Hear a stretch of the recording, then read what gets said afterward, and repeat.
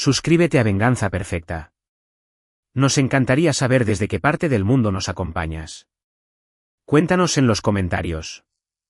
Ahora, sumerjámonos en la historia de hoy. 11 meses después de la noche en que comienza esta historia, un hombre está sentado en una silla plegable en un terreno de grava en el occidente de Jalisco, observando a 4 personas con cascos nuevos clavar palas pintadas de oro en la tierra para una fotografía. Hay una lona con la imagen virtual de una escuela. Hay un muchacho de la preparatoria tocando mal la trompeta frente a un viento que no deja de llevarse el sonido.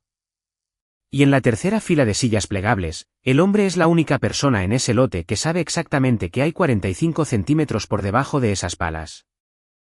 Porque él mismo recorrió ese terreno a las 6 de esa mañana y colocó cada una de las banderas marcadoras con sus propias manos de forma gratuita, como un servicio a la comunidad. Guarden esa imagen. Volveremos a ella. Y la razón por la que quería contarles esto es algo sobre lo que casi nadie advierte a los padres. Cuando un niño ha sido entrenado para decir algo, el niño no suena asustado. El niño suena exacto. El miedo real divaga. El miedo real son 100 palabras en el orden equivocado y la mitad de ellas tratan de algo completamente diferente. El ensayo es limpio. El ensayo son 9 palabras en la oscuridad dichas correctamente, con los zapatos ya puestos y las agujetas con doble nudo, porque alguien practicó el doble nudo con ella hasta que pudo hacerlo sin mirar. Esa diferencia es toda la historia. También es lo que finalmente salvó toda la vida de un hombre después de que casi acabara con él. Así que, a las 4 de la mañana, una puerta lateral que no rechina porque en algún momento de los últimos meses alguien la engrasó discretamente. Y una niña pequeña parada a los pies de la cama de su padre, esperando a que se despierte por su cuenta porque le habían enseñado a no sacudirlo. Héctor Treviño se ganaba la vida encontrando cosas que otras personas habían enterrado y olvidado. Eso no es una metáfora, o al menos no empezó como tal. Era dueño de un negocio de 2 camionetas llamado Imágenes Subterráneas Treviño, operando desde un local alquilado detrás de una vulcanizadora en la calle Quetzal en Arandas, Jalisco. Y lo que hacía todo el día era empujar un carrito amarillo sobre tierra y asfalto, y leer las imágenes que producía. Radar de penetración terrestre. Una antena en un trineo de plástico dispara un pulso hacia la Tierra. Y cualquier cosa que esté allá abajo devuelve parte de ese pulso. Y la diferencia entre lo que bajó y lo que regresó te dibuja una imagen de lo que hay debajo. Las tuberías regresan como pequeños y ordenados arcos. Los vacíos regresan como un espejo duro y plano. El relleno antiguo regresa como ruido similar a la estática de un televisor, porque el terreno removido nunca vuelve a sentarse de la misma manera 2 veces. Héctor había estado leyendo esas imágenes durante 14 años. Y tenía un dicho al respecto que su esposa se había cansado de escuchar en las cenas. La Tierra, decía él, mantiene un registro muy bueno. No sabe cómo mentir. Las personas le mienten a la Tierra constantemente. Vierten concreto sobre las cosas. Rellenan una zanja por la noche. Dibujan un mapa mal a propósito. Pero la Tierra misma simplemente guarda en silencio la forma de todo lo que alguien le hizo. Y conserva esa forma durante 100 años, y te la devolverá un martes por la tarde si sabes cómo preguntar. Él había crecido un par de municipios más allá, en un lugar donde la Tierra guardaba un registro peor que en la mayoría. Su padre, Diego Treviño, había pasado 19 años bajo tierra y luego 11 más en la superficie con una tos permanente, y había muerto a los 61 años en una silla plegable en su propia entrada vehicular, esperando a un inspector estatal que nunca llegó. Héctor tenía 22 años y había aprendido 2 cosas permanentes ese año. La primera era que el papeleo es como el clima. Te sucede a ti, y tener la razón no hace que se detenga. La segunda era que un hombre que quiere que le crean más le vale tener algo en la mano que no dependa de la opinión que nadie tenga de él. Por eso era un hombre de datos. Por eso respaldaba las cosas en 3 lugares y sacaba copias impresas de trabajos que nadie volvería a mirar, y guardaba 11 años de archivos de campo en un archivero resistente al fuego que le había comprado de segunda mano a un dentista. Su único empleado, un joven de 26 años llamado Carlos Olmos, a quien nadie podía convencer de no usar pantalones cortos en febrero, pensaba que esa redundancia era un trastorno de personalidad. Héctor lo consideraba la religión familiar. Se había casado con Sabina Ordórica 11 años atrás en el jardín trasero de la casa de su tío, en el lado bueno de la presa, y durante aproximadamente 7 de esos años, había sido un matrimonio real. Sabina era una analista de títulos de propiedad de nivel senior en títulos y escrituras la clave, lo que significaba que pasaba su vida laboral entre los papeles del municipio, escrituras, servidumbres de paso, hipotecas, liberaciones. La larga cadena trenzada de quien era dueño de qué y quien había tenido alguna vez un reclamo sobre ello. Era muy buena en eso. Tenía el tipo específico de mente que puede retener 140 años de la historia de un terreno en orden y notar el único año que falta. Cuando eran más jóvenes y todavía se agradaban, Héctor solía decir que tenían el mismo trabajo desde extremos opuestos. Ella leía lo que la gente escribía sobre la tierra y él leía lo que la tierra escribía sobre la gente. La hija era la parte buena. Ana Treviño tenía 6 años y era una contadora. Esa es la única palabra para describirla. Algunos niños coleccionan rocas. Ana coleccionaba cantidades. Y sabía que había 41 pasos desde la puerta principal hasta el buzón. Y sabía que 11 de las tablas del balcón trasero tenían un nudo. Y sabía que su padre daba 206 sorbos de café en un sábado, porque un sábado había decidido averiguarlo y lo había seguido por toda la casa durante toda la mañana con un lápiz de golf. Contaba cosas de la misma manera en que otros niños tararean. Su maestra de preescolar, la señorita Gilda Paredes, había escrito en una boleta de calificaciones que Ana tenía una memoria inusualmente precisa para una niña de su edad y que esto era un don. Sabina había guardado la tarjeta en un cajón y Héctor la había fotografiado con su teléfono celular. También era una guardiana de las reglas. Si le decías a Ana Treviño una regla, ella no la ponía a prueba. La absorbía por completo y luego la hacía cumplir a todos en la casa, incluyendo al perro. Ese rasgo iba a importar más de lo que cualquiera imaginaba. La casa estaba en la calle Dalias, una casa estilo rancho construida en 1962, con un cobertizo que un dueño anterior había cerrado malamente con paredes para hacer una cochera. Tenía una puerta lateral junto a esa cochera que se atoraba en el clima húmedo, y durante todo el tiempo que habían vivido allí, hacía un ruido como el de un pato al abrirla. Héctor pensaría mucho en esa puerta tiempo después. La última cosa común y corriente que sucedió ese otoño fue el anuncio sobre la escuela. El municipio de Tepatitlán había necesitado un nuevo edificio para la escuela primaria durante una década. Y en septiembre, el distrito escolar finalmente designó un sitio, 4,5 hectáreas en el camino a Arroyo Seco, allá donde la fábrica Alambres de Occidente había estado desde 1948 hasta que la planta cerró en 1987. Los edificios habían sido derribados desde mediados de la década de los 90. Era un terreno plano, era barato, estaba cerca de la carretera, y la propiedad pertenecía a Inmobiliaria y Desarrollo Ordórica, que le pertenecía al tío de Sabina, Mauricio Ordórica. De 63 años de edad, con cabello plateado, extremadamente popular. El tipo de hombre que compraba los fuegos artificiales para el Día de la Independencia y se aseguraba de que todos lo supieran. Todo el pueblo estaba contento. Había letreros. Había una lona con una imagen virtual y niños artificialmente felices en ella. En la cena del anuncio, Mauricio le puso la mano en el hombro a Héctor frente a una habitación llena de gente y dijo: «Este amigo de aquí se va a asegurar de que no golpeemos nada que no debamos». Y todos se rieron. Y Héctor también se rió, porque en ese momento era una broma y no una condena. Fue por esa época que las pequeñas cosas equivocadas comenzaron, y él no ató cabos porque nadie ata cabos. Ese es todo el problema con las pequeñas cosas equivocadas. Sabina le hizo 2 veces en un solo mes preguntas extrañamente específicas sobre la caja negra que su compañía de seguros le había obligado a instalar en la camioneta de trabajo.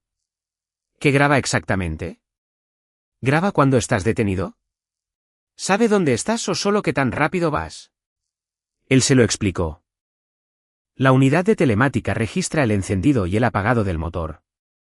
Registra la velocidad, los frenados bruscos y una posición en el sistema de posicionamiento global aproximadamente cada 30 segundos, y lo sube a la red según un horario programado. Y ella dijo: «Ah, ya veo», y no volvió a preguntar. Y él pensó que ella solo estaba conversando de forma amigable. Y hubo un nombre que empezó a aparecer en las oraciones de Ana de la manera en que los nombres aparecen con los niños, de lado, sin estar atados a nada. El señor Damián dice que siempre debes saber dónde está la puerta. El señor Damián tiene un carro que huele a canela. Héctor preguntó una vez quién era el señor Damián, y Sabina dijo sin levantar la vista. Es el encargado de relaciones comunitarias para Mauricio. Ha estado en la oficina, Ana lo conoció en el día de campo, lo cual era cierto. Incluso era cierto en su mayor parte. Era cierto de la misma forma en que una pared es cierta cuando hay una habitación detrás de ella. Damián Pelayo tenía 44 años y había sido contratado por Inmobiliaria y Desarrollo Ordorica 18 meses antes, proveniente de una carrera que todos describían usando la palabra investigaciones. Había pasado 11 años trabajando en fraudes de seguros, un empleo que le enseña a cierto tipo de personas muchísimo sobre cómo se construye una historia a partir de registros, qué registros se extraen, cuáles son creídos y qué tanto de la vida de un hombre puede decidir una marca de tiempo. Tenía el parabrisas dañado en un sedán gris que nunca mandó a arreglar. Una grieta que subía desde la esquina del pasajero en 3 ramas. Tenía la costumbre de llamar a las mujeres cariño de una manera que por alguna razón parecía cortés y no vulgar, y tenía la costumbre de llamar a los niños campeón, y a las niñas decirles bien hecho. Y tenía una manera de ponerse de rodillas para hablar a la altura de los ojos de una niña de 6 años que a cada padre en el día de campo de la compañía le pareció encantador. La noche del 14 de noviembre, Héctor se fue a dormir a las 10:40 porque tenía un trabajo de localización programado a las 7 de la mañana del día siguiente para una cuadrilla de la compañía de gas al otro lado de la presa. A las 4:07 de la mañana, se despertó porque alguien estaba parado a los pies de su cama. Ella no lo había tocado. Esa fue la primera cosa extraña, aunque él todavía no sabía que era extraño. Ana lo había despertado 100 veces en su vida, y todas y cada una de esas veces habían involucrado una mano pequeña en su brazo o una niña entera cayendo sobre su pecho.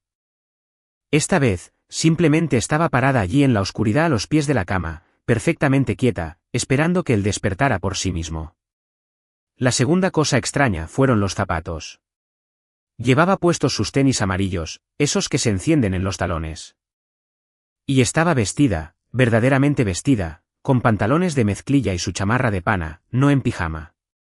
Y cuando él se sentó y sus ojos se acostumbraron a la oscuridad, pudo ver que las agujetas de ambos zapatos tenían doble nudo. Ana no sabía hacerse un doble nudo en sus propios zapatos. Eso era todo un tema en su casa. Estaba en una lista pegada en el refrigerador de las cosas en las que ella estaba trabajando, junto con el número 4 escrito al revés. Papi, dijo ella en voz muy baja, no exactamente un susurro. Una voz profunda, con un tono más grave y controlada. Tenemos que irnos en este momento. Junto a él, Sabina no se movió. Más tarde, él pensaría en eso también, sobre cómo una mujer que se despertaba si la máquina de hielo soltaba un cubo durmió durante toda una conversación a poco más de 1 metro de su cabeza. Ana, mi amor, ¿qué pasa? No le digas nada a mamá. El mismo tono grave, sin miedo. Eso fue lo que se le metió debajo de la piel y se quedó allí durante meses después. La monotonía de su voz, la calidad de quien recita un guión. Tenemos que irnos ahora y no podemos despertar a mamá. Él dijo, ¿por qué, mi amor? Y ella dijo la segunda frase. Y la segunda frase fue la que lo sacó de la cama y le costó los siguientes 11 meses de su vida. No hay tiempo. Por favor. Hay personas que te dirán lo que ellos habrían hecho. Esas personas nunca han tenido a una niña de 6 años parada en la oscuridad diciendo por favor con una voz que nunca antes habían escuchado. Héctor Treviño se levantó. Tomó sus pantalones de mezclilla de la silla y se los puso, tomó sus llaves y su teléfono de la cómoda y tomó la mano de su hija, y los dos bajaron por el pasillo pasando la puerta cerrada del dormitorio donde su esposa estaba acostada de lado, despierta. Con los ojos cerrados y su respiración cuidadosamente estable. Salieron por la cochera. La puerta lateral, la que había sonado como un pato durante 6 años, se abrió sin hacer ningún ruido. La camioneta era blanca, un modelo del año 2016 con capacidad de 3/4 de tonelada, con una estructura para escaleras y el nombre de la compañía en las puertas, y estaba estacionada en la entrada viendo hacia la calle, lo cual no era como Héctor jamás la estacionaba. Él siempre se estacionaba viendo hacia la casa, porque la rampa del carrito iba en la caja de la camioneta y era más fácil cargarlo desde la calle. Él notó lo extraño de esto de la misma forma en que notas un cuadro colgando chueco en la casa de otra persona, un simple parpadeo y luego nada, porque había una niña a la que abrochar el cinturón. La temperatura era de 4 grados Celsius. El cielo tenía esa dura claridad de noviembre donde las estrellas parecen tener bordes afilados. Ana se subió a su asiento elevador por sí misma, se abrochó el cinturón sola y se sentó con ambas manos planas sobre sus rodillas como un pasajero en un avión. De acuerdo, dijo Héctor. Tenía el motor en marcha y la calefacción encendida, y no había puesto la camioneta en velocidad. Háblame. ¿Qué está pasando? Tenemos que irnos, dijo ella. ¿A dónde, pequeña? Al camino que tiene la reja rota. Él se volteó en su asiento y la miró. Él conocía el camino con la reja rota. Todos en Arandas lo conocían porque había aparecido una carta en el periódico al respecto 2 veces. El camino de acceso a la antigua propiedad de la fábrica de alambres de Occidente cerca del camino a Arroyo Seco, donde la reja de malla ciclónica había estado colgando de una sola bisagra desde hace más de una década.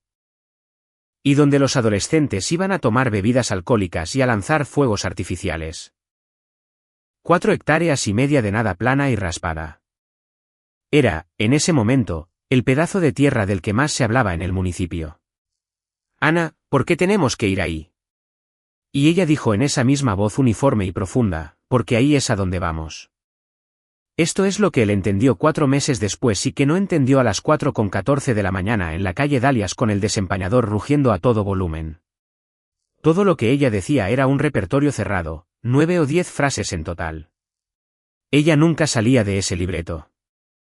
Él le hizo 12 preguntas diferentes y obtuvo las mismas 6 respuestas. Cíclicas, de la misma manera que opera una máquina. Él debería haber llamado a alguien. Él lo sabe. Lo ha dicho en voz alta en una habitación llena de gente. Pero tienes que entender cómo se ve la situación desde adentro. Tu hija ni una sola vez te ha mentido. Tu hija está aterrorizada. Tu hija te está diciendo que manejes.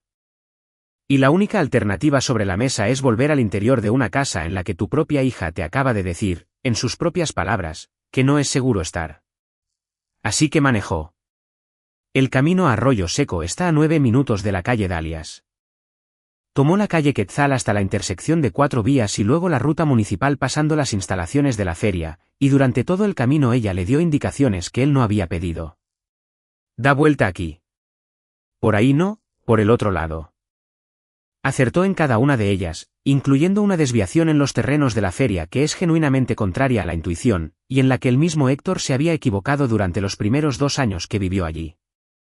A las 4:28, según el reloj de la camioneta, él redujo la velocidad en la entrada del camino de acceso y sus faros iluminaron la reja rota, y Ana dijo, detente aquí, apaga las luces y cuenta hasta 100.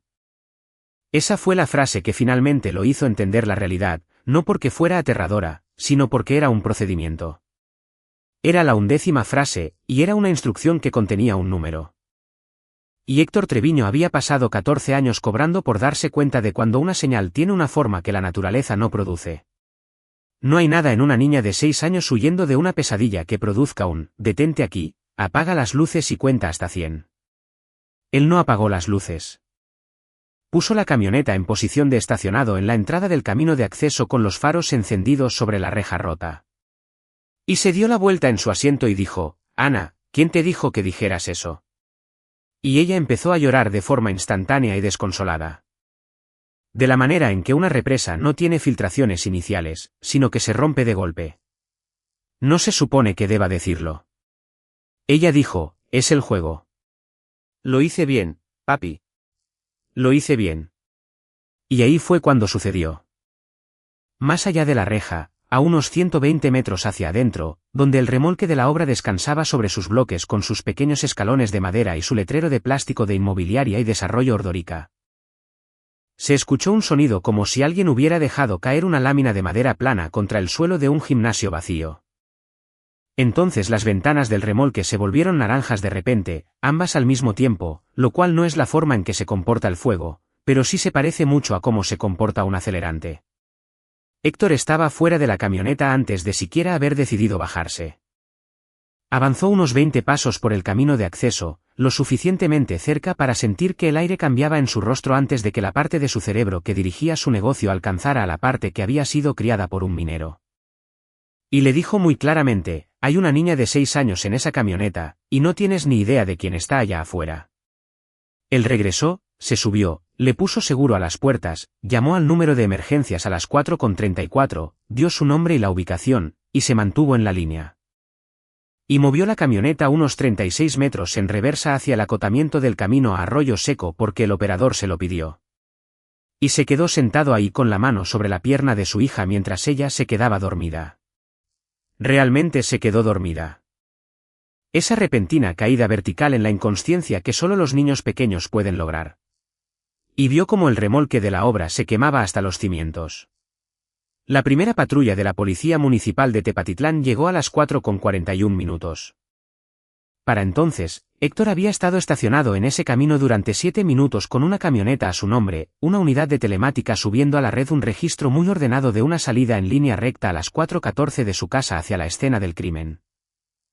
Y una niña durmiendo en el asiento trasero que no le podía decir a nadie por qué estaban allí. La primera pregunta del oficial fue razonable, y Héctor la respondió con honestidad, y fue la peor respuesta que podría haber dado. Señor, ¿qué está haciendo aquí a las 4:30 de la mañana? Mi hija me despertó, dijo Héctor. Y me dijo que teníamos que venir. Hay una aritmética particular que se le aplica a un hombre en las 72 horas posteriores a algo como eso, se hace rápido y lo hacen personas que no actúan con malicia. Esa es la parte que nadie cree hasta que les pasa. Casi nadie en la primera semana de la destrucción de Héctor Treviño actuaba de mala fe. Simplemente estaban sumando las cosas que tenían que sumar.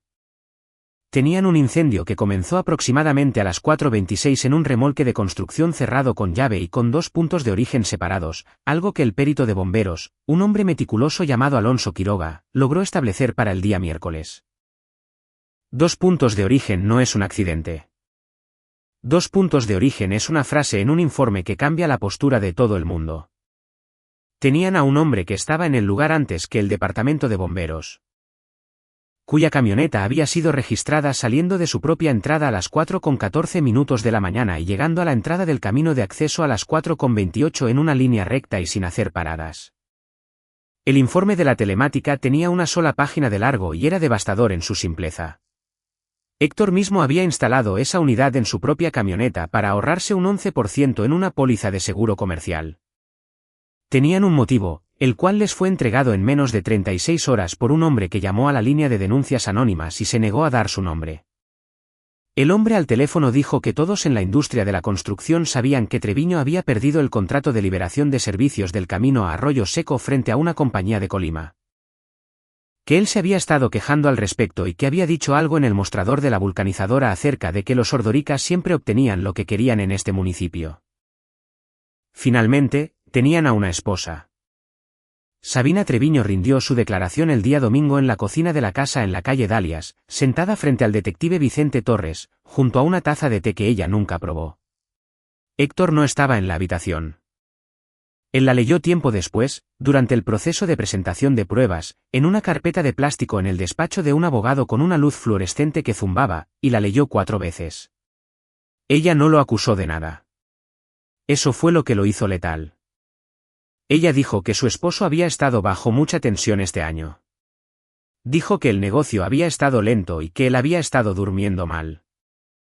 Dijo, y esta es la frase clave, la que hizo todo el daño, que ella había estado preocupada por la forma en que él había estado hablando últimamente, de una manera que era difícil de explicar a alguien que no lo conoce.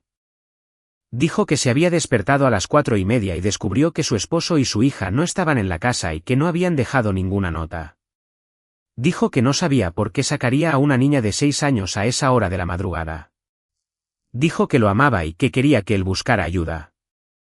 Héctor fue acusado el 22 de noviembre de incendio provocado en 2º grado, de causar riesgo de catástrofe y de poner en peligro el bienestar de un menor de edad. La fianza se fijó en 1.278.000 pesos y él logró pagarla al poner su taller en garantía. Luego, el resto de su vida se desprendió a pedazos, tal y como suele ocurrir. El Estado de Jalisco le suspendió su certificación profesional de localización a la espera de la resolución judicial, lo que significaba que Imágenes Subterráneas Treviño no podía realizar legalmente ni una sola liberación de terreno en Jalisco. Carlos Olmos se quedó durante 11 semanas sin recibir sueldo y luego aceptó un empleo en la compañía de Colima. Lloró en el estacionamiento cuando se lo dijo a su jefe, y Héctor le estrechó la mano y le dijo que estaba haciendo lo correcto, y de verdad lo decía en serio.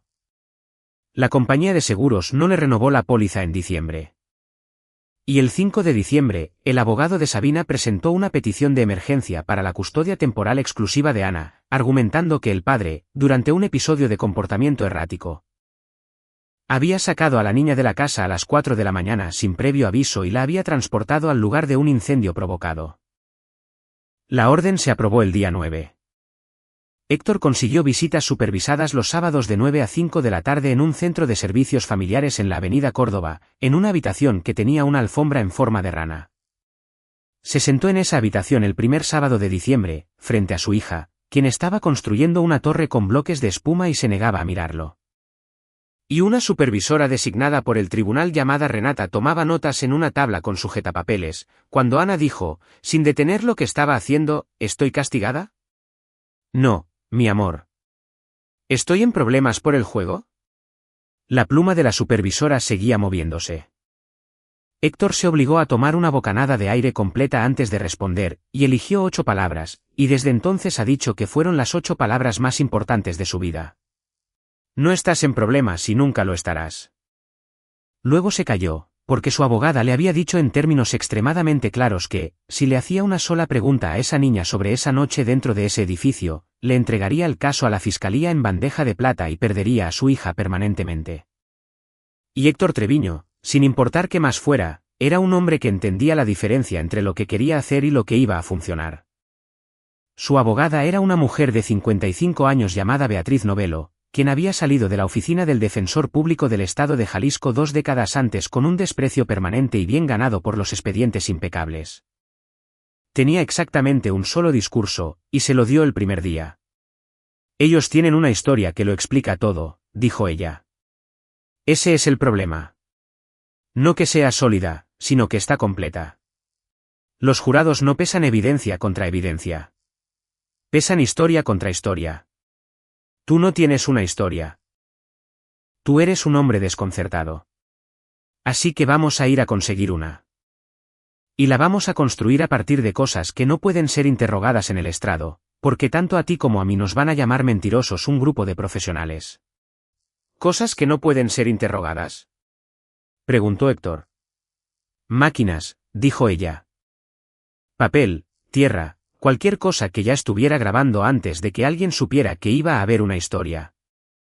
Héctor se sentó en su oficina y miró hacia la ventana, y sintió que algo se movía dentro de él por primera vez en 3 semanas, porque esa era, palabra por palabra, la religión familiar. Regresó al departamento que había alquilado arriba de una ferretería en la calle Quetzal, sacó un bloc de notas tamaño legal, y en la parte superior, escribió una sola línea que no trataba sobre el incendio. Él escribió: ¿quién le enseñó a hacer el doble nudo en sus zapatos? Era la pregunta correcta, y era la pregunta correcta porque era un detalle pequeño. Todo acerca del incendio era enorme, disputado y estaba lleno de expertos. Los zapatos no. Los zapatos eran un hecho con exactamente una sola explicación. La noche del 14 de noviembre, las agujetas de Ana Treviño tenían doble nudo, y Ana Treviño no sabía hacer dobles nudos, por lo tanto, un adulto los había anudado, y ese adulto lo había hecho antes de las 4 de la mañana en una casa donde vivían 2 adultos. De los cuales uno había estado dormido en la cama, y el otro no. Beatriz Novelo solicitó una entrevista forense. Tardó hasta el 11 de enero en conseguirla, y no se llevó a cabo en una estación de policía ni en un tribunal. Se llevó a cabo en una habitación con luz tenue en el Centro de Protección Infantil del municipio, con un espejo de doble vista, y fue conducida por una mujer llamada doctora Marisol Enríquez, quien había hecho 900 de ellas y tenía una regla que les explicó a todos en la sala de observación de antemano. Yo no hago preguntas sugerentes. No premio las respuestas, y si alguno de ustedes golpea este vidrio, daré por terminada la sesión y todos se irán a casa. Héctor lo vio a través del espejo, con Beatriz de un lado y el detective Torres del otro. Eso fue obra de Novelo. Ella había peleado durante un mes para meter al detective en esa habitación porque había descubierto algo sobre Vicente Torres que resultó ser la pieza clave de todo el caso. No era un hombre perezoso y nunca le había gustado ese expediente. A los detectives a los que se les entrega una historia completa en 72 horas, o les encanta, o les da comezón. Y a Torres le daba comezón. La doctora Enríquez pasó los primeros 11 minutos hablándole a Ana sobre un perro. Luego dijo: Ana, yo platico con muchos niños sobre las cosas que han pasado. A veces los niños conocen juegos que los adultos les enseñaron. ¿Tú conoces algún juego como ese? Y Ana Treviño, de 6 años de edad, sentada en un sillón tipo puff sin sus tenis, dijo: el juego de la niña valiente. Hubo un sonido en la sala de observación. Héctor ha dicho que no sabe cuál de los tres lo hizo. Durante los siguientes 50 minutos, sin una sola pregunta sugerente, una niña de 6 años describió en orden un programa de entrenamiento. El juego tenía un guión. Ella lo recitó y fue exactamente, palabra por palabra, lo que ella había dicho en el dormitorio. Y el escucharlo salir de su boca a plena luz del día, sentada en un sillón tipo puff, sin sentir miedo alguno, fueron, según Héctor dijo más tarde, los peores 40 segundos de todo el año. Papi, tenemos que irnos ahora mismo. No le digas nada a mamá. No hay tiempo.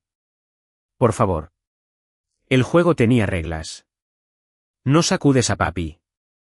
Te paras a los pies de la cama y esperas, porque así es como lo hacen las niñas valientes. Te pones los zapatos primero antes de despertarlo y los amarras con doble nudo para no tener que detenerte. No enciendes ninguna luz. Sales por la puerta lateral y no por la puerta principal. Si papi hace preguntas, vuelves a decir las palabras.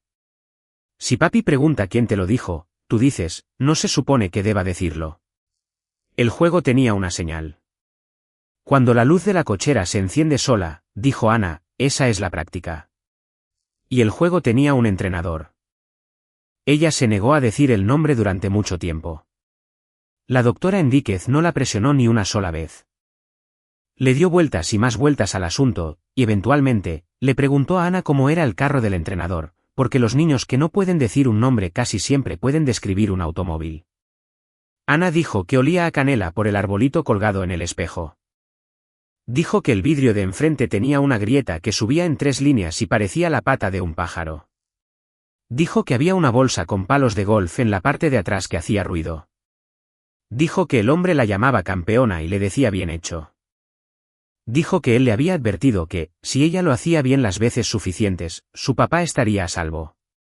Y que si se lo contaba a alguien, su papá no lo estaría. Esa es la frase crucial. Dicho sea de paso, si alguna vez quieres saber cómo suena en realidad preparar a un niño para que sirva de coartada, así es como suena. No es una amenaza contra el niño. Es una amenaza contra la persona que el niño más ama. Disfrazada como si fuera una tarea. Convierte al niño en el vigilante. Luego, la doctora Enríquez le preguntó cuántas veces habían practicado. Y Ana Treviño, quien sabía que había 41 pasos hacia el buzón y 11 nudos en las tablas del balcón, dijo 14. No dudó. No hizo una aproximación. Dijo 14. Y luego, sin que se lo pidieran, porque tenía 6 años y estaba orgullosa de ello, agregó: 2 veces me equivoqué. La primera vez desperté a mamá y la otra vez me olvidé de los zapatos. En la sala de observación, el detective Vicente Torres le quitó la tapa a su pluma. Preguntó a través del intercomunicador del vidrio si la doctora Enríquez podía preguntar en qué día ocurrían las prácticas. La doctora Enríquez lo preguntó de la manera correcta, la cual no es preguntarle si ocurrían los martes, sino, ¿había algo igual en los días que practicaban? Y Ana lo pensó y dijo que era el día en que mamá tomaba su clase y pasaban el programa con el señor de los botes. Cada una de esas prácticas había ocurrido los martes por la tarde. Sabina Treviño tenía un compromiso fijo todos los martes, una clase de yoga restaurativo en un estudio en la carretera 41 a la que se había inscrito en la primavera y a la que nunca había faltado. De las 6 a las 8:30, tomando en cuenta el tiempo de traslado. Héctor había estado fuera de casa los martes por la tarde durante 1 década y media. Entrenaba a un equipo de baloncesto en la liga recreativa de la escuela secundaria, los martes de las 6 a las 9 de la noche. Ana, En esas tardes, se quedaba en casa con una niñera o con su madre, y por lo visto, en 14 ocasiones con un hombre que entraba por su cuenta y le enseñaba a caminar hacia la puerta lateral en la oscuridad. Héctor se quedó sentado con las manos extendidas sobre la mesa en la sala de observación, y comprendió dos cosas al mismo tiempo. La primera fue que el hombre que había ensayado con su hija 14 veces había estado dentro de su casa en las tardes en las que él estaba de pie en un gimnasio enseñándole a niños de 11 años a dar un pase de pique, con el pleno conocimiento y la cooperación de su esposa. La segunda fue que toda la filosofía de Beatriz Novello llegó de golpe, como una puerta que se abre. 14 ensayos no eran una historia de terror. 14 ensayos eran un conjunto de datos. Porque un ensayo que requiere que la luz de la cochera se encienda por sí sola, es un ensayo que involucra un circuito eléctrico. Y un ensayo que termina en una puerta lateral, es un ensayo que deja rastro en una puerta. Y un hombre que maneja hacia una casa 14 veces, es un hombre que se estaciona en una calle. Máquinas, papel, tierra. Practicaron 14 veces, dijo Héctor en voz alta sin hablarle a nadie. Sí, dijo el detective Torres, sin dejar de escribir. Eso fue muy estúpido de su parte. Esto es lo que un hombre sin licencia, sin empleados, y con visitas supervisadas en sábados aún puede hacer. Puede solicitar sus propios registros de servicios públicos. Héctor extrajo 26 meses de datos divididos por intervalos de la compañía de electricidad, la cual, desde una actualización de los medidores en el año 2019, había registrado el consumo en bloques de 15 minutos para cada cuenta del municipio. Lo imprimió en la máquina trazadora de gran formato en el taller en el que ya no se le permitía trabajar, y esparció 200 páginas por todo el piso del departamento alquilado arriba de la ferretería. Y se puso a hacer lo que había hecho durante 14 años, que consistía en observar un muro de ruido hasta que la cosa que no era ruido sobresalía de entre él. El circuito eléctrico de la cochera en la calle Dalias estaba en un cableado separado, con una sola lámpara y el motor que abría el portón. Consumía casi nada, lo que lo hacía hermosamente legible a lo largo de 26 meses. En semanas comunes y corrientes, ese circuito mostraba un pequeño pico en las mañanas y un pequeño pico por las tardes, de lunes a viernes. En 14 tardes de martes entre mayo y noviembre, mostró una señal que no aparecía en ningún otro lado de los 26 meses registrados. Un pequeño consumo que iniciaba entre las 6:40 minutos y las 7:20 minutos de la tarde, manteniéndose entre 11 y 19 minutos, y luego terminaba en esas 14 ocasiones. Nunca en un lunes, nunca en un jueves, ni una sola vez en los 11 meses antes de mayo. 2 de esos 14 registros, el 2 de junio y 1 de septiembre, tuvieron una segunda anomalía más tarde. Ana había dicho que se había equivocado 2 veces.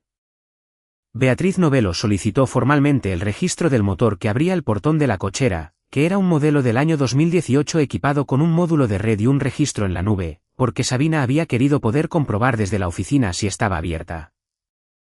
El registro retrocedía 3 años. El documento mostraba que el sensor magnético de la puerta lateral se había activado en 14 tardes de martes. Cada uno en un margen de 4 minutos de un evento de iluminación de la cochera en horarios donde nadie en esa familia tenía razón alguna para salir por la puerta lateral en la oscuridad.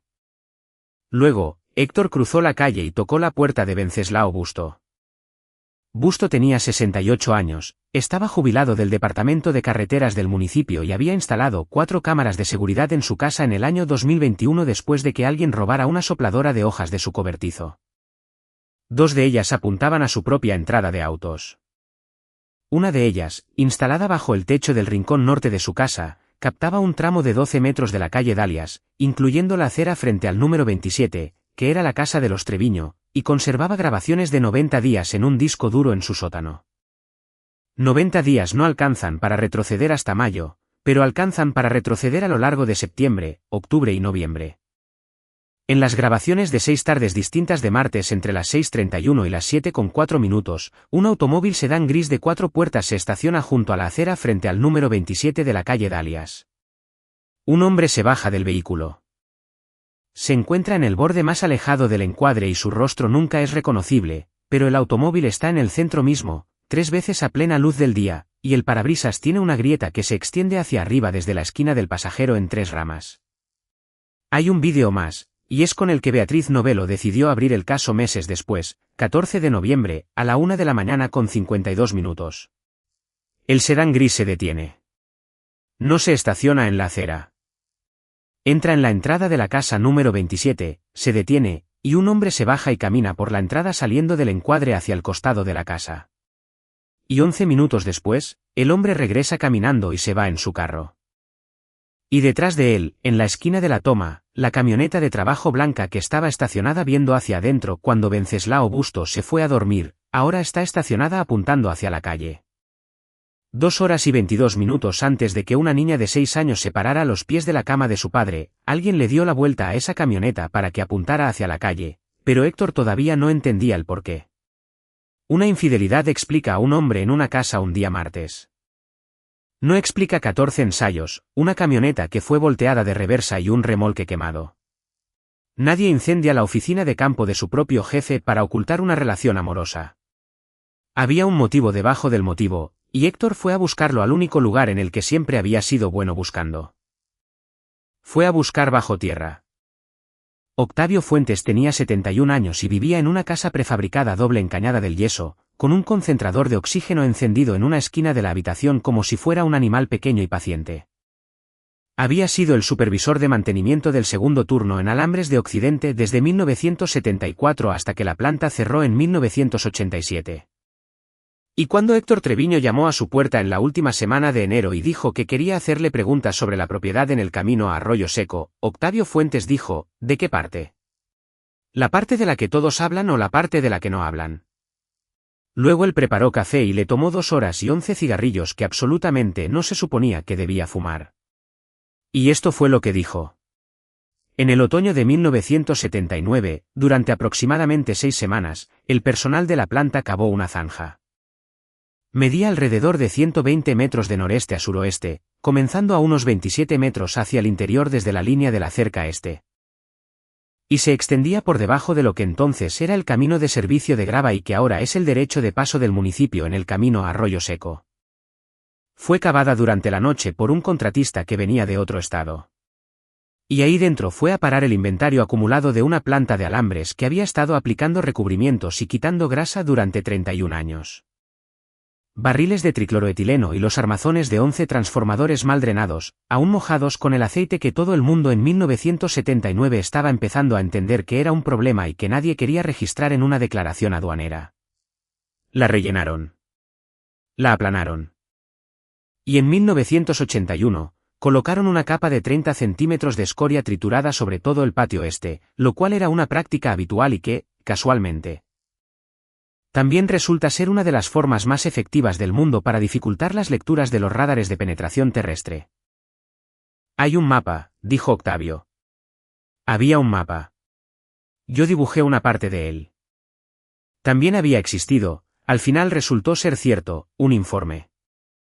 En 1994, 7 años después de que la planta cerró, una agencia consultora de Guadalajara había sido contratada para realizar una evaluación ambiental de fase 2 en el terreno, y habían hecho 4 perforaciones en el patio este. Y 2 de esas perforaciones habían salido mojadas con algo que no era agua. Ese informe existió. Todos los involucrados en esta historia terminaron por aceptar que existió. Nunca había sido registrado. Nunca se había archivado ante la Procuraduría Federal de Protección al Ambiente, y no aparecía en el historial de títulos de propiedad del terreno, que fue cuando Héctor finalmente se sentó a leer todo el expediente en la oficina del registro público del municipio durante 4 días de febrero. Por lo demás, el historial de escrituras más limpio que él había visto en su vida. Sospechosamente limpio.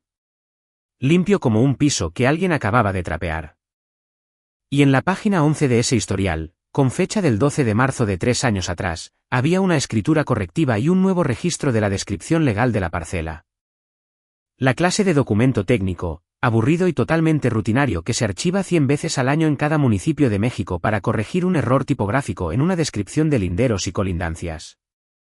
Este en específico movió un límite de propiedad 11 metros y medio. No afectó en nada el área total en hectáreas. Cambió el número de registro del terreno al que pertenecía el patio este, lo que significaba que cualquiera que realizara una búsqueda de escrituras estándar en el terreno de la escuela buscaría un historial de propiedad que comenzaba en 1996. Y jamás de los jamases saldría a la luz una evaluación de 1994 sobre un número de propiedad que ya no describía esa porción de tierra. El documento había sido preparado, notariado y presentado para su archivo por una analista senior en títulos y escrituras la clave. Héctor se quedó de pie frente al mostrador de la oficina del Registro Público Municipal con las manos sobre el libro, y leyó la firma de su esposa 4 veces. Saber algo y poder probarlo están separados en este país por una cerca y una ley de allanamiento de morada. Héctor no podía poner un pie en la parcela del camino a Arroyo Seco. Él era el acusado en un caso de incendio provocado que involucraba exactamente a esa dirección, con una condición de fianza que le ordenaba mantenerse alejado. Y Beatriz Novello le dijo en el español más claro posible que, si tan siquiera se estacionaba en el acotamiento para mirar el lugar, ella renunciaría como su abogada y le enviaría el expediente por correo. Así que no fue a meterse a la parcela. Fue a un lado de ella. Dos cosas sobre esa zanja importaban más que cualquier otra cosa en esta historia, y Octavio Fuentes le había entregado ambas frente a una taza de café. La zanja se extendía por debajo del viejo camino de servicio, y el viejo camino de servicio es ahora el derecho de paso municipal en el camino a Arroyo Seco, que es terreno público. No necesitas el permiso del dueño de un terreno para hacer un levantamiento topográfico de un camino público. Solo necesitas un permiso del municipio, el cual cuesta 1.039 pesos. Y necesitas un operador certificado, lo cual Héctor ya no era. Pero el hijo de un vecino de la familia Treviño sí lo era. Un joven llamado Elías Prieto, que realizaba localizaciones para un contratista de tuberías, y quien aceptó empujar el carrito mientras Héctor caminaba a su lado leyendo la pantalla, y sin decir nada que pudiera considerarse ejercer la profesión sin tener una licencia. Hicieron el recorrido un domingo por la mañana en la primera semana de marzo, con un cono de tráfico en cada extremo. 11 pasadas perpendiculares al camino, separadas por 3 metros, a lo largo de 134 metros de la línea central. La escoria es una mala tierra. Dispersa la señal. Las primeras 3 pasadas regresaron basura ilegible, y Héctor se quedó parado en el camino a las 7 de la mañana, con las manos apoyadas en las rodillas. Luego, Elías cambió de la antena de 400 MHz a la de 200, la cual puede ver de forma más profunda y menos precisa. Y en la quinta pasada, a una profundidad de aproximadamente 1,5 metros, algo salió de entre el ruido que los hizo a ambos dejar de caminar. Los cilindros se leen de una manera muy particular en el radar. Una tubería enterrada te da una hipérbola. Una V invertida, pequeña y nítida. El rastro fantasma de la antena acercándose y alejándose de algo redondo. Lo que estaba debajo del camino a Arroyo Seco no era una sola hipérbola. Era una fila completa de ellas. 11, a lo largo de una extensión de casi 7 metros a una profundidad constante, en una línea que se alejaba en un ángulo en relación al camino, y alrededor de todas ellas y entre cada una. Toda la columna de tierra estaba alterada por la estática de un terreno que había sido excavado y vuelto a colocar. Lo encontraron en 6 de las 11 pasadas. Una vez trazadas sobre un mapa, las anomalías dibujaban un corredor de 12,5 metros de ancho que corría hacia el noreste, directamente hacia la mitad este del terreno de la escuela. En el ángulo exacto que un hombre moribundo en una casa prefabricada en Cañada del Yeso había dibujado de memoria en el reverso de un sobre, 44 años después. Héctor manejó a casa y mandó a imprimir el registro del radar a escala real y lo pegó con cinta en la pared del departamento sobre la ferretería, poco más de 3 metros de impresión, y se sentó en el piso a mirarlo durante un largo rato. Luego hizo la otra cosa que era legal, barata y que resultó ser la pieza que obligó al gobierno a moverse. Hay 7 viviendas en el lado descendente del camino a Arroyo Seco. Todas ellas usaban pozos privados, porque la tubería de la red de agua potable municipal terminaba en las instalaciones de la feria. Héctor llamó a las 7 puertas con su tabla con sujetapapeles y una explicación sencilla, y obtuvo el consentimiento de 5 dueños. Le pagó 6.986 pesos por muestra a un laboratorio certificado en Zapopan, gastando dinero que no tenía. Y 11 días después, recibió los 5 informes de regreso. 3 de los 5 estaban limpios. 2 de ellos, los 2 más cercanos al corredor, resultaron tener tricloroetileno a niveles de 71, y de 84 microgramos por litro. El nivel máximo de contaminantes permitido a nivel federal para el tricloroetileno en el agua potable es de 5 microgramos. Una de esas 2 casas pertenecía a una pareja llamada Petronila y Guillermo Arriaga, quienes habían vivido allí desde 1996, y tenían un nieto de 9 años que se quedaba con ellos 4 noches a la semana, y quien Según mencionó Petronila en la mesa de la cocina mientras Héctor le leía los números, había estado sufriendo de hemorragias nasales desde que era pequeño. Héctor Treviño se sentó en esa cocina y tuvo, según su propia versión, el único momento en los 11 meses enteros en el que genuinamente no pudo hablar. Él había acudido a ese camino para salvarse a sí mismo. Había asumido durante todo este tiempo, hasta el momento exacto en que una mujer le sirvió café de una jarra llenada con el agua de esa misma llave, que esta era una historia sobre un hombre al que le estaban tendiendo una trampa, y que la cosa enterrada era simplemente el motivo. No era el motivo. Era todo el objetivo central. La trampa había sido montada para evitar que este pedazo exacto de papel llegara a existir jamás. Y había estado funcionando silenciosamente durante 3 años, y el precio se estaba pagando en incrementos de 15 minutos por personas que creían estar bebiendo simple agua. Manejó a casa y no llamó a un periodista, ni tampoco a Mauricio Ordorica, y no hizo ninguna de las 11 cosas satisfactorias que tenía disponibles para él. Llamó a Beatriz Novello, y ella llamó a la Dirección de Restauración Ambiental de la Procuraduría Federal de Protección al Ambiente. Y 11 días después, Héctor se sentó frente a una mesa plegable con una mujer llamada Silvia Ramos, una investigadora criminal asignada en conjunto con la Procuraduría y con la División de Investigación Criminal de la Secretaría de Medio Ambiente y Recursos Naturales. Quien escuchó toda la historia durante 2 horas y 40 minutos sin cambiar de expresión ni una sola vez, y luego le hizo exactamente una sola pregunta. Señor Treviño, dijo ella, ¿cuándo es la ceremonia de inicio de la construcción? Él respondió, el 17 de mayo. Ramos miró la impresión del radar que él había desenrollado sobre su mesa, observó los 2 informes del laboratorio y la escritura correctiva, y le dijo, entonces tenemos 9 semanas, y necesito que haga algo muy difícil, que consiste en no hacer absolutamente nada. 9 semanas de no hacer nada es mucho tiempo cuando lo que se te pide que no hagas es defenderte a ti mismo. Beatriz Novello las aprovechó desarmando por completo la única pieza de evidencia que todo el mundo acordaba que era hermética. El informe de la telemática que la Fiscalía del Estado había puesto en el expediente era un resumen de una sola página, generado por el portal de Internet de la aseguradora. Salida, ruta, llegada. Lo que Novello solicitó por medio de la Corte fue el registro subyacente, el flujo de eventos en bruto que el dispositivo realmente escribía, el cual ningún ser humano había mirado porque nadie había necesitado hacerlo. Contenía 3 cosas que el resumen no tenía.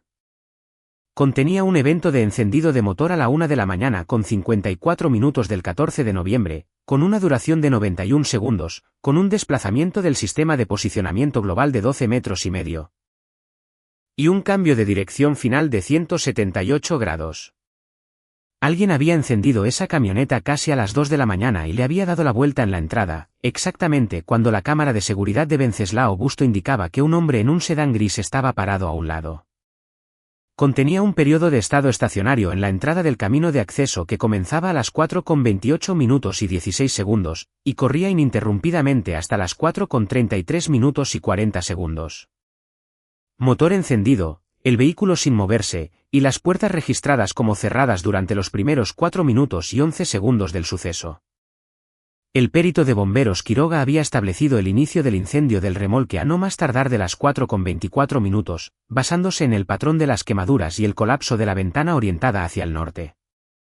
No existía ninguna versión de esa noche en la que Héctor Treviño se hubiera estacionado en la reja a las 4:28, caminado 120 metros, colocado 2 puntos de origen por separado, caminado de regreso, y retornado a una camioneta de la que nunca salió. Damián Pelayo había estado aprendiendo sobre el funcionamiento de la máquina antes de usarla a su favor. El detective Vicente Torres hizo el resto, y lo hizo porque el caso le había dado comezón desde el mes de noviembre.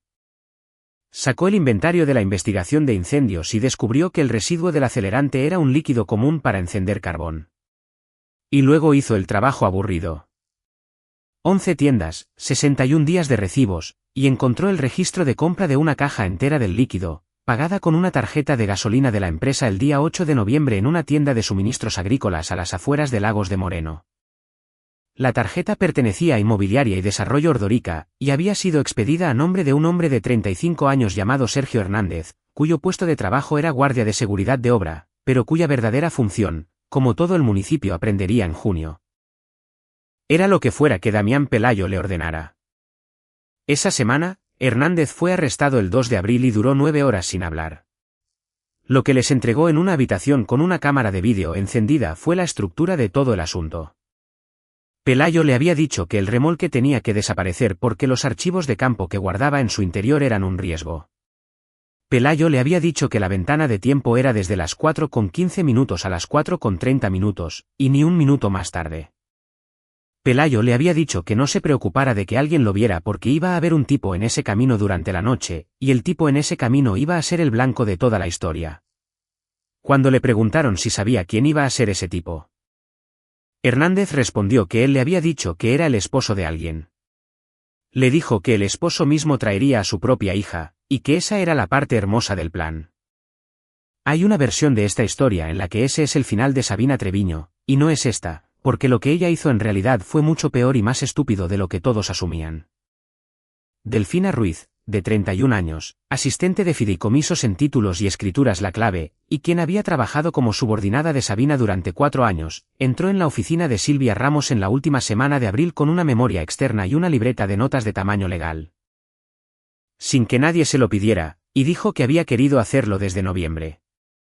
A Sabina no le habían pagado para tramitar esa escritura correctiva. Esa es la parte que sorprendió a todos. No hubo ningún sobrelleno de dinero, ni cuentas en paraísos fiscales. Lo había hecho porque Mauricio Ordorica era su tío. Y porque Damián Pelayo había pasado 9 meses explicándole pacientemente que la parcela tenía un problema de papeleo originado en la década de los 90 que dejaría trabada la construcción de la escuela en los tribunales durante una década y le costaría el edificio al municipio. Y que ajustar un límite de propiedad era solo un detalle técnico, y que ella era la única persona en todo el municipio con la habilidad necesaria para hacerlo de manera limpia y sin dejar rastro. Había halagado a una profesional hasta convencerla de cometer un delito grave, y luego se había pasado los siguientes 2 años asegurándose de que ese crimen tuviera la firma de ella y no la suya. La memoria externa de Delfina contenía 11 meses de correos electrónicos en los que Damián Pelayo le pedía a Sabina Treviño que confirmara por escrito, una y otra vez, con un lenguaje que parecía demostrar cuidado profesional pero que operaba como una correa, que el nuevo registro del terreno había sido producto del juicio experto de ella. Él no estaba construyendo una coartada junto a ella. Estaba construyendo a una persona a la cual culpar. El equipo de Ramos la dejó ver el expediente completo en una sala de juntas el día 6 de mayo, 11 días antes del inicio de la construcción, porque querían su cooperación y porque Ramos, quien llevaba mucho tiempo en esto, sabía exactamente lo que le causa a una persona ver cómo la acorralan con su propia información. Sabina Treviño leyó los correos electrónicos, el recibo de la tarjeta de gasolina, la transcripción de la declaración de Sergio Hernández y la transcripción de una entrevista forense de 50 minutos en la que su hija decía el número 14. Llegó a lo último y dijo, él me dijo que solo era un susto. Me dijo que a Héctor lo detendría la policía por allá y eso lo alteraría lo suficiente como para vender el negocio. ¿Y el incendio?, preguntó Ramos. Y Sabina Treviño pronunció la frase que su abogado pasó todo el año siguiente intentando inútilmente que no apareciera en ningún procedimiento legal contra ella. Ella dijo, yo estaba dormida. Había estado en la cama a 1 metro de distancia, con los ojos cerrados y su respiración cuidadosamente estable. Mientras un hombre que no vivía allí le enseñaba a su propia hija a caminar en la oscuridad hacia la puerta lateral. La fiscalía retiró los cargos en contra de Héctor Treviño el 9 de mayo. No salió en primera plana. Salió en la página 11, en 4 párrafos debajo de un titular con la palabra descartados, que es la palabra que utilizan cuando nadie quiere decir la otra. Beatriz Novelo quería que la orden de la custodia se anulara esa misma semana. Y Silvia Ramos le pidió que esperara 8 días más. Y Héctor, quien para entonces llevaba 6 meses cenando solo en la parte superior de una ferretería, dijo que sí, porque había entendido algo sobre la forma de lo que se avecinaba, y lo quería por completo. Aquí está el detalle sobre Héctor Treviño que las personas que construyeron todo esto alrededor suyo nunca valoraron de forma correcta. Lo trataron como un obstáculo, un hombre con datos que podía ser desacreditado. Ni por un momento lo consideraron un instrumento, y él había pasado 14 años siendo exactamente eso.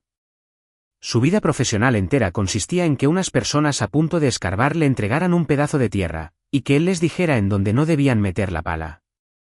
El 2 de mayo, el gerente de proyecto de Inmobiliaria y Desarrollo Ordórica envió un correo electrónico a 4 contratistas, solicitando la donación de una liberación de servicios públicos en el área donde se realizaría la ceremonia de inicio de la construcción. Un pequeño trabajo de cortesía, de 90 minutos, marcando una plataforma de 6 por 6 metros para que 4 funcionarios con palas doradas no atravesaran una tubería de gas en televisión en vivo.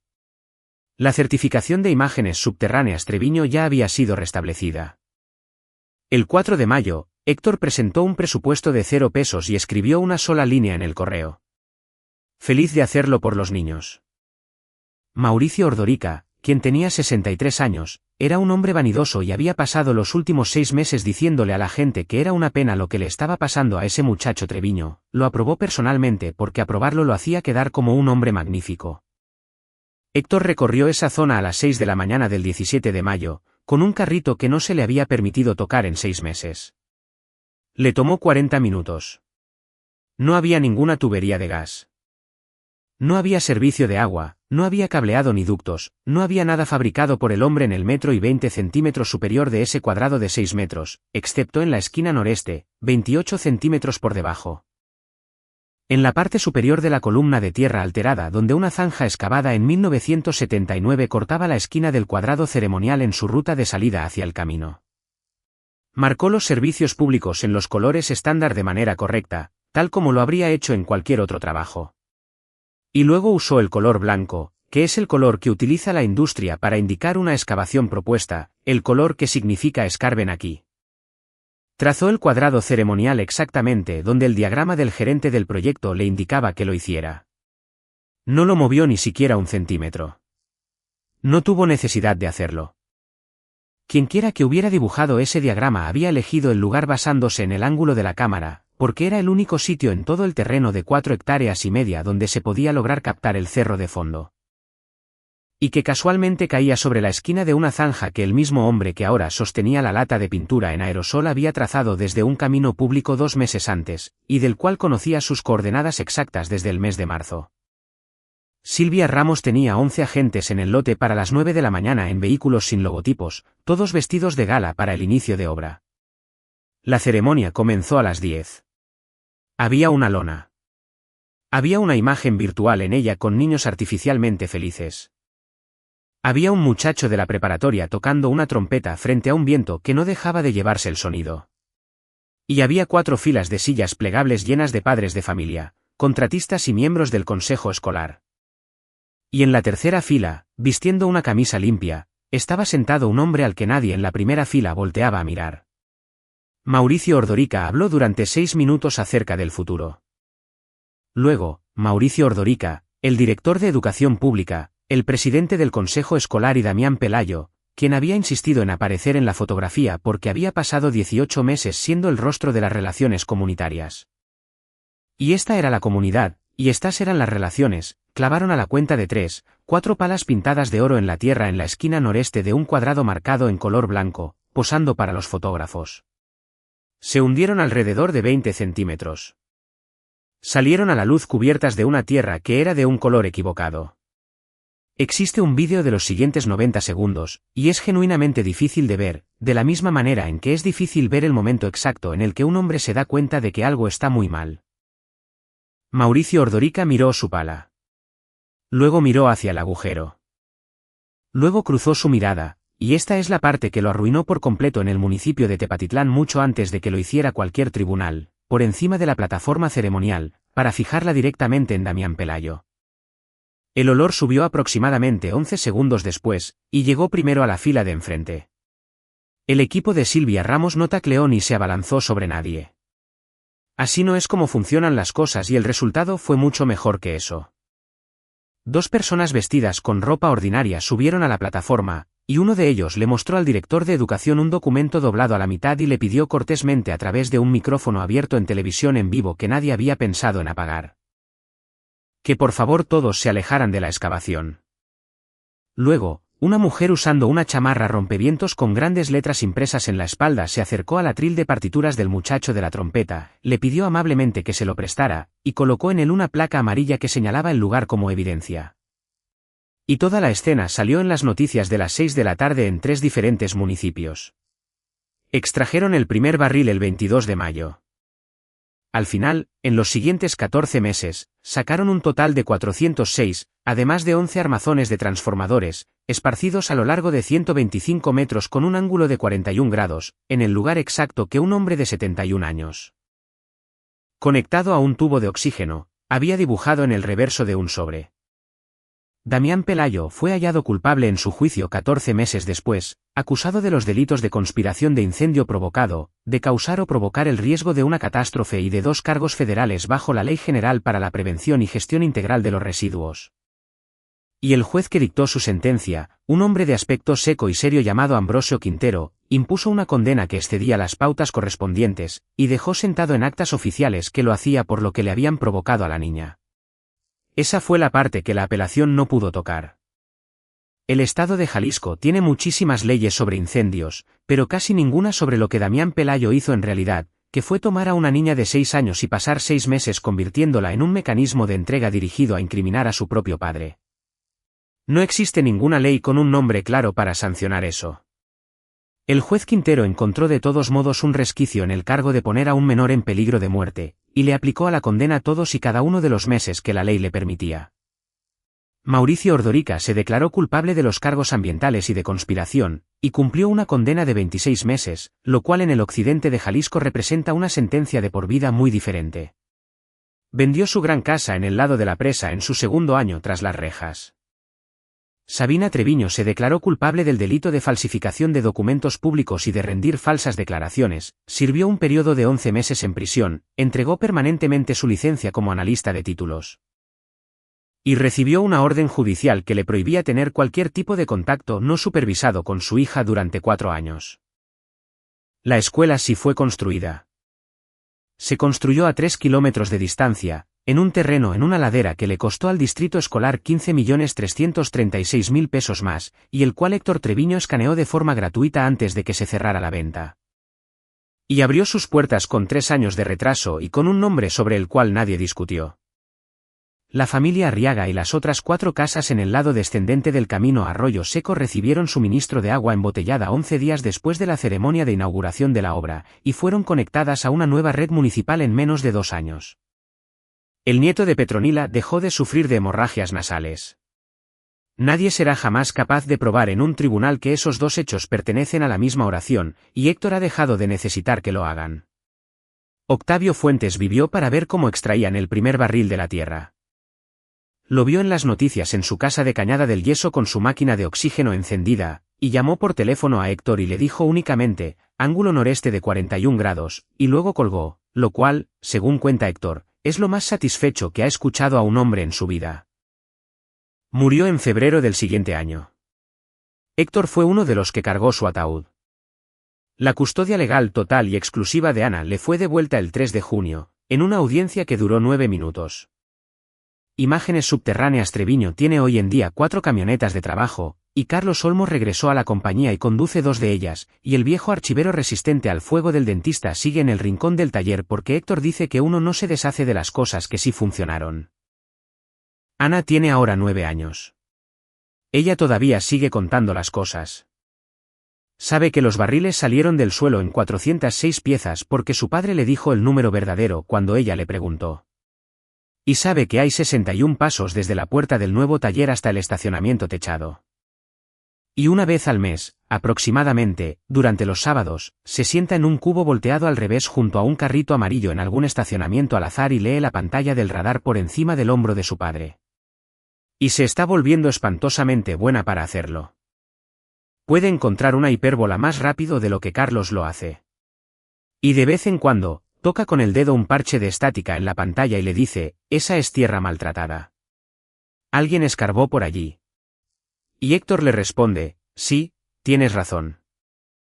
Y se pone a pensar en lo mucho que su vida ha sido decidida por el simple hecho de que nadie puede convencer a la tierra de guardar un secreto. Ellos conservaron el juego. Esa fue idea de Héctor y de la doctora Enríquez, y tardó cerca de 1 año en construirse. Todavía sigue habiendo un simulacro en esa casa. Tiene una palabra real para la señal de alerta, una palabra que solo 2 personas conocen. Y la regla que la acompaña es lo suficientemente corta como para que una niña de 6 años pueda aprendérsela de memoria. Y que una niña de 9 años todavía puede repetirla en voz alta sin que se lo pidan. Siempre puedes despertarme. Nunca tienes que guardar silencio si un adulto te lo pide. Y si alguien alguna vez te dice que guardar su secreto es la forma de mantenerme a salvo a mí, ese es el momento exacto en el que vienes a buscarme. Y puedes hacer todo el ruido que tú quieras en el camino. Así que, ese es el hombre de la silla plegable. Y ahora todos ustedes ya saben qué era lo que estaba por debajo de las palas. Los quiero dejar con una lista, porque esta historia tiene una y yo considero que es la cosa más útil dentro de ella. Nadie ganó todo esto usando la valentía. Fíjense bien en quienes testificaron realmente. Un medidor eléctrico que había estado contando el consumo en bloques de 15 minutos desde el año 2019, gracias a un subsidio estatal sobre el que nadie había leído. El motor del portón de una cochera con un registro en la nube, comprado para que una mujer pudiera revisar si la puerta estaba abierta desde su oficina. La cámara de seguridad de un empleado municipal jubilado instalada bajo su techo apuntando hacia la entrada de su propia cochera, la cual casualmente captaba 12 metros del espacio de una acera. La caja negra de una compañía aseguradora que un hombre instaló en su propia camioneta de trabajo para ahorrarse un 11%. 125 metros de tierra que habían estado guardando la forma exacta de una noche del año 1979, durante 44 años, solamente esperando a que alguien les preguntara, y una niña de 6 años que simplemente contaba las cosas. Porque contar era lo que ella hacía. Ninguno de los involucrados en esta lista era un héroe. Todos y cada uno de ellos ya se encontraban grabando desde antes de que alguien supiera que alguna vez iba a haber una historia. Esa es la única razón por la cual esta historia salió a la luz.